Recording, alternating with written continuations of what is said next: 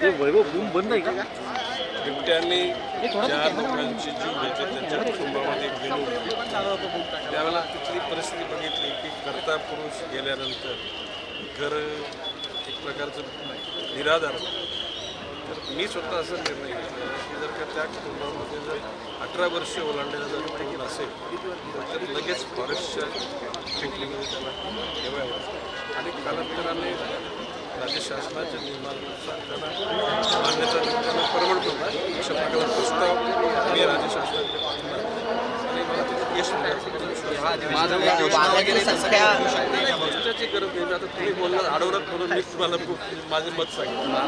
सारख्या परिवहन नसबंदी वगैरे करून त्यांची काही फरक पडणार नाही. ज्या प्रमाणामध्ये त्यांची वाढ झाली किंवा संख्येत वाढ झालेली ते पाहता या बिबट्यांना मारणं हेच जास्त उचित ठरेल, कारण इकोसिस्टीम ते बिघडवत आहेत ज्या पद्धतीने त्यांच्या आकडे वाढले.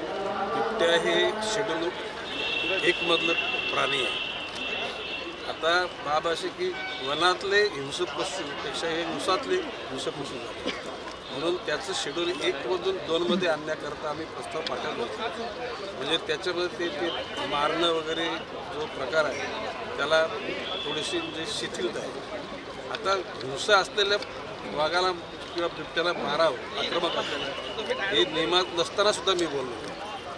आता त्यावेळेला जे कायद्याच्या कक्षेतून वन्यजीवाचं रक्षण करणाऱ्या लोकांना ते थोडंसं अदरवाईज वाटेल, परंतु ज्याला लोकांच्या जीवावर जर बेतत असेल तर त्या ठिकाणी यंत्रणेने बघत बसावं अशी माझी इच्छा नाही. कधीपर्यंत प्रस्ताव तुम्ही ठेवणार आहात आणि कॅबिनेट बैठकीमध्ये कधी मंजुरी मिळेल? कशाविषयीचा प्रस्ताव? सरकारी नोकरी वन खात्यामध्ये नोकरी बघा, मी ज्या ज्या ठिकाणच्या लोकांना असे बली पडावे लागले त्या तिकडच्या आमच्या अधिकाऱ्यांना स्पष्ट सांगितले त्याच्या कुटुंबाचं कर्तव्य कोणी असेल तर त्याला लगेच सामावून घ्या. त्याची बेसिक डी अलाउन्सेस परमनन्सीबाबत आपण योग्य पद्धतीनं राज्य शासनाला कळू आणि त्यामध्ये काय कोणी मेहरबानी नाही करत.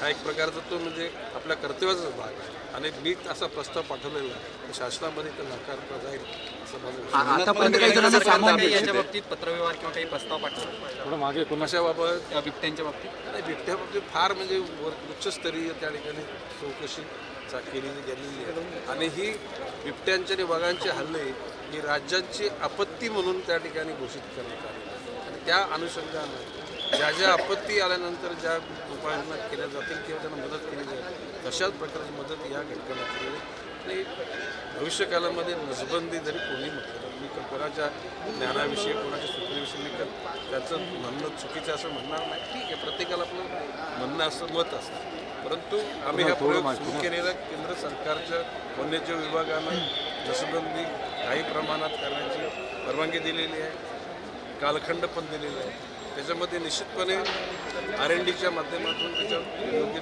निर्णय घेतला जाईल. काही बिबटे अन्य राज्यामध्ये पाठवले जाते, अन्य देशामध्ये पाठवले जाते, परंतु केंद्र सरकारने परवानगी घेतल्यानंतर. पण वन विभागात काही जणांना सामावून घेतलंय, म्हणजे सरकारी नोकरी नाही पण काही जण तुम्ही म्हणता. मी ज्याला पुणे जिल्ह्यातल्या शिरूरमधल्या 3 घटना घडल्या त्या माध्यमातून मी आमच्या वरिष्ठ अधिकाऱ्यांना निर्देश दिलेले आहेत. आता ती माहिती घेऊन निश्चित आपल्याला